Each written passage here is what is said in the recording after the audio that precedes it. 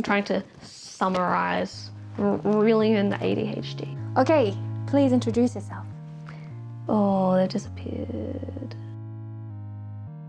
It's cute, right? Yeah, super cute. Okay. Like, this is all very extra.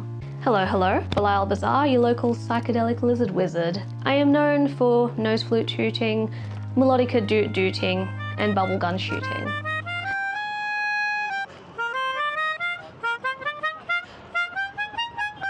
I am a drag artist. As you can see, I do like a cute little natural beat. And I'm also a fashion designer, surrounded by many things that I have made. I have really loved combining musical performance, lip sync, silly props like bubble guns, even some sideshow into my act over the years. And I believe I'm coming up on 5 years. I was definitely the cosplayer to non-binary to drag pipeline. He, they, it. That weird gremlin we found in the dumpster eating an entire bag of gluten-free chicken nuggets. However you refer to me. My family is Croatian, of course there's going to be sewing things. And I used to just hand make stuff.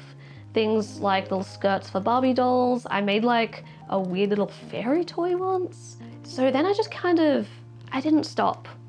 And at the same time, I was studying classical music and doing rad ballet and just like a lot of artistic pursuits. Eventually, I did get into cosplay. So this was probably when I was like 14, 15. The only thing was there wasn't really a performance aspect to cosplay. So by the time that I got to uni, where cosplay had obviously boosted my sewing skills, I no longer had access to a stage. I had pretty much finished my classical music education. I was no longer at the conservatorium. I was no longer dancing. So I just had this one thing. I needed to combine those pursuits. And that's when I found drag. So like, I design all of my outfits, I make them, I make all of my wigs. This one is hand sewn. And you know, I get to muck around with choreography, with everything that I've done my whole life, but all in the one little sphere, and I can play with it exactly however I want. So it's set up like a keyboard. You only get a set amount of octaves, and all of the air kind of comes out here. So you can either get a long tube for it, which I like because I can move, or you can get like a little baby one and play it like that. So when I was living in Newcastle, I was like 18, forced into a physiotherapy degree that I wasn't really that keen on. And instead of studying, I would spend my time on YouTube watching videos of drag kings in the US. And I thought it was the coolest fucking thing I had ever seen. We just didn't get that where I was living at the time. Eventually, a drag scene did kind of start up. However, it was very much dominated by what we see in mainstream drag. And there wasn't really a lot of space outside of that, both because audiences did not know we could exist outside of that, but also it's just the dominant image of drag nowadays. I was just miles separated from the norm there, surrounded by all of these tall ass glam queens. And I'm just this tiny ass little drag king. I looked much more traditionally masculine at the time. And there I was in like these shiny little booty shorts, doing some like industrial kind of club music right after a few Britney numbers. Some people in the audience immediately just went to go get a drink at the bar, but I was living, it was fine. And I just never stopped.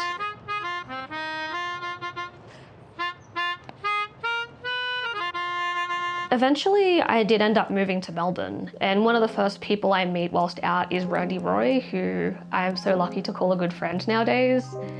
And we just kind of look at each other, you know, a fellow clown performer, like, I know you from the internet.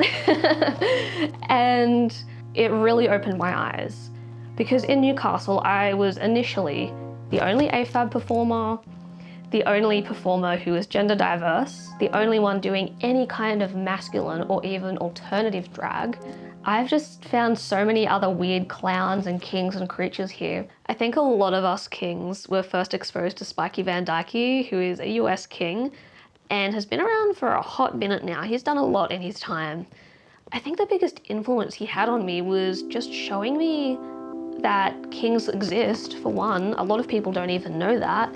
And that too, masculinity can be portrayed in a way that's not toxic. It didn't punch down, it wasn't brutish, it was celebratory.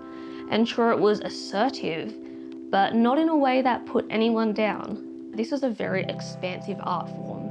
You take your influences, the things you love, maybe your existing artistic practices or training, and it goes through this little blender of sorts and comes out as something completely unique and different.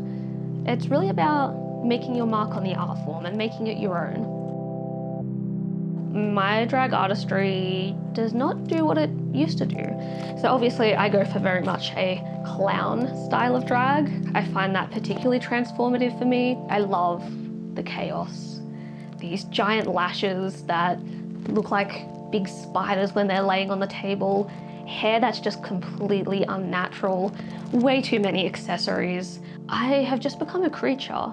I've embraced, I think, what is beyond the human aspect. And I think I like it. It's where I'm most comfortable nowadays. I get inspo from so many weird places. So I've always loved like bugs and birds and just lizards and weird creatures. It's absolutely bullshit that I'm not bioluminescent.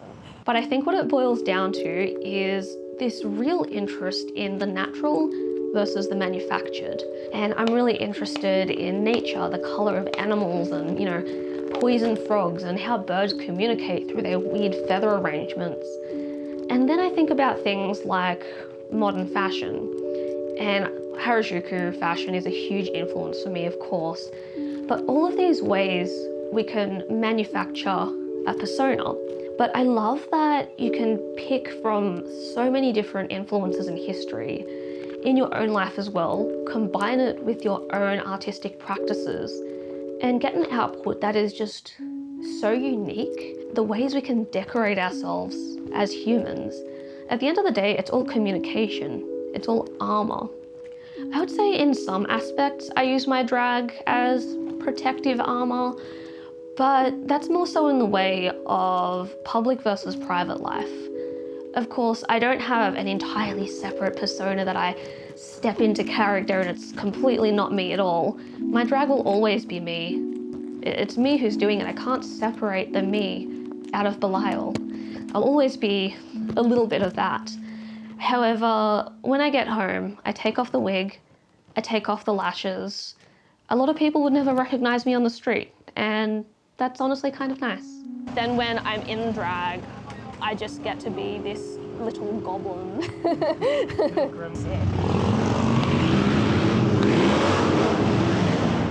That is so unnecessarily loud. Recently, I've earned the title of Demon Flesh, which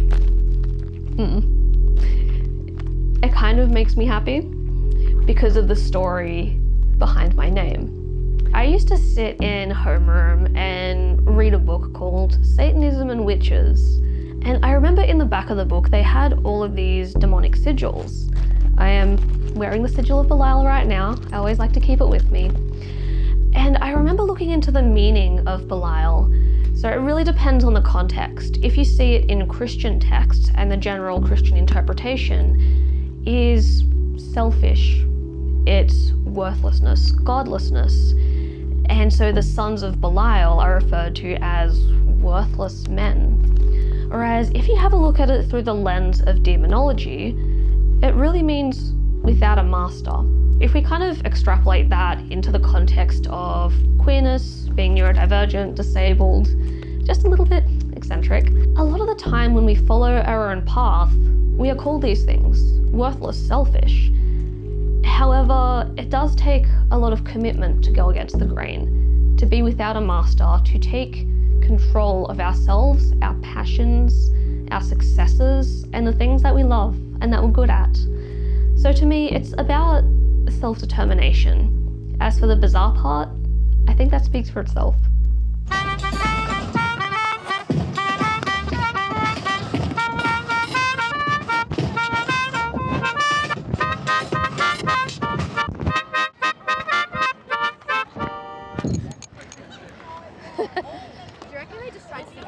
Oh yeah, that's absolutely what it was. They were trying to find a non-invasive because they didn't want to. I'm used to it, I don't care. I have honestly faced some challenges in terms of both drag culture and performing in drag, because how I look does not really line up with the dominant image of drag. I still remember to this day walking through a train station in full drag in front of a poster of other people in drag. Someone stopped me. "Oh my god, I love your makeup. What are you doing? What are you?" I'm a drag artist, and they were surprised when I told them that, just because I look so different. I think it just comes down to a fundamental misunderstanding based on the fact that we don't get a lot of good representation in drag. There is one dominant image that we see all of the time, and I think we do need to open up more spaces, especially very public spaces, where a diversity of drag can be seen. Drag has always been a thing. We can see, even in ancient Egypt, there's still concepts of drag. There's one Egyptian queen where the way she's displayed through carvings is in pharaoh's garb, and she has a flat chest and she's displaying that masculinity. If you look at the history of vaudeville and even Victorian freak shows, there's so much from all these little areas that filter down into a magnitude of styles today. So with my drag, I always just wanted to not look like myself, you know? If I could look in the mirror and I'm like, that's just a creature, that's kind of where I want to be. I think it's important that we do expand our idea of what this art form is, has always been, and can continue to be. I find that a lot of people are under the impression that drag is inherently sexual, that it's hypersexualized, hyperfeminine, and therefore not something any child should be exposed to. But if the dominant image of drag is feminine, hypersexualized, shows a certain body type, I think that says more about things like misogyny in our society and how we view women and their bodies, as opposed to the culture of drag itself. Like, for instance, when I'm doing my drag numbers for kids, I'll wear something bright, colourful. It'll usually be like a cute little dance number. I have some bubble guns. They're usually really popular. I'll have kids in the front row, popping all of the bubbles. It brings me so much joy. And then on the flip side, if I want to do something a little darker, artistic, that's going to be in a club environment. And only for a very particular kind of audience that wants to see that consents to see that, and for whom it is appropriate to see. You wouldn't take your 5-year-old to go watch the latest Saw movie, but you might go take them to watch a Disney movie. And drag is very much on the same level. You're not going to take your kid to a nightclub. Take them to a drag story time instead. I have been targeted for my name, which is kind of ironic because I did choose my name, Belial, as a comment on this kind of behaviour in general. The thing is, though, that even through this, they tried to divide me out from the community. They tried to remove support from me, tried to isolate me. And yet, ironically, I've met so many wonderful people through this. I've met more kids, I've met more young teenagers who I've just been able to sit down and have conversations with, teach them about sewing, teach them about drag, learn what they love and just encourage them to pursue it. I think there is a lot more love in the community than many of these people will ever understand.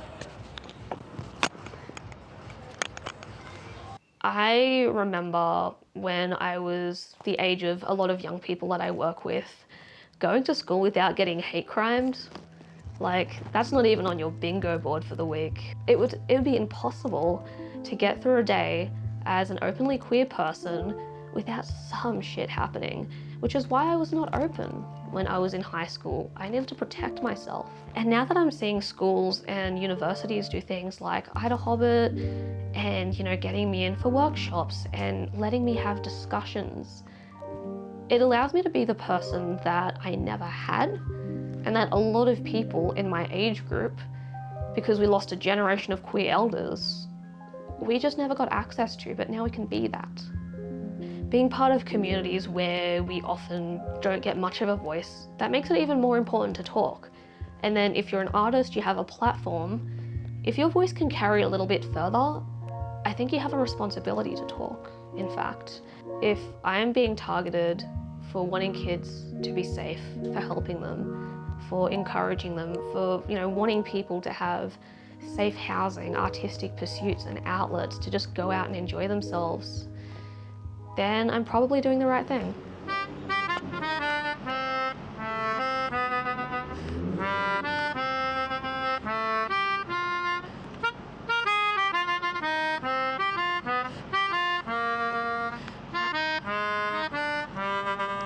I genuinely really love exploring what's beyond human.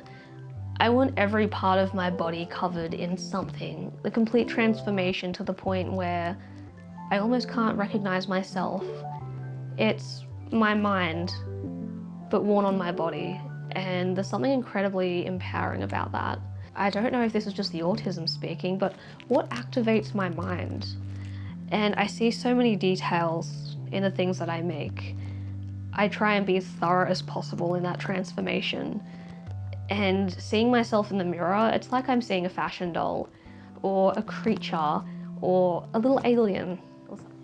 Where can people find you online? So all of my drag stuff can be found over at Belial.B'Zarr on Instagram. And I can also be found over at Off-World Aesthetic. That's on all platforms, and that is my brand. So I make shiny things like this. This is the Salacia collar. Everything is named after moons, stars, planets, etc. So collars, cuffs, harnesses, size friendly, sensory friendly, all vegan.